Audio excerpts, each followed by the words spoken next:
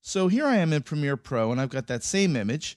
And you can see if we look at the info tab here that that's 3300 by 4400 pixels. So it's a very large image.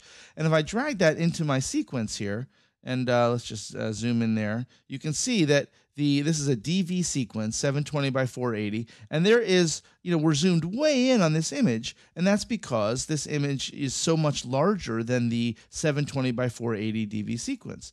If I go to the effects control and let's scale that down a little bit, you can see that I've got plenty of room to scale this image and not even see the edges. So we get all the way to there, and even further we can go without seeing the edges of the frame.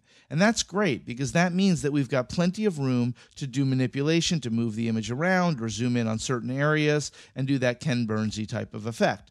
So basically, you never want to go above 100% scale, because if you do, you start to reveal distortion. You see that it's a little soft or out of focus, or anytime you go over 100, you run the risk of seeing the artifacts of being artificially zoomed in. But if you go up to 100, you can get away with zooming in as far as you can and getting completely sharp images up to that 100% level. And that's why it's so great to start with nice large images like this 3300 by 44 image. Now this is the DV sequence we're working in, 720 by 480. If I switch to this HD sequence and drag it into there, you'll see that now still we're zoomed in, but it's a lot further back. So the HD sequence, there's still room to zoom and play around, but it's obviously a much larger sequence than the DV version. I switch back and forth. There's the DV version, there's the HD version. You can see the difference in that relationship. And this is with the HD version, we're still going to have some room to zoom in and manipulate the image, but not as much as in that DV version. So all this is to be said that the larger your source image, the more flexibility you'll have when you get into your video editing program. So if you want to know how far you're going to be able to zoom in your video image, you can do something in Photoshop, where here's my photograph in Photoshop. I'm just going to select the marquee tool, and I'm going to set the style from normal to fixed size.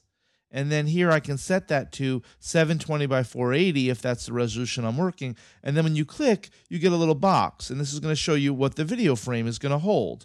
And so the video frame will be able to hold that big of a pixel range. If you wanted to do HD, you could set this to, let's say, 1920 by 1080. And it's very important that you type in px for pixels. Otherwise, you see it defaulted right there to centimeters. So let's set that to px and px. So 1920 by 1080. And now when I click, you see it's a much bigger box. And this shows you what you can use for if you're going to be using this still image in your video editor.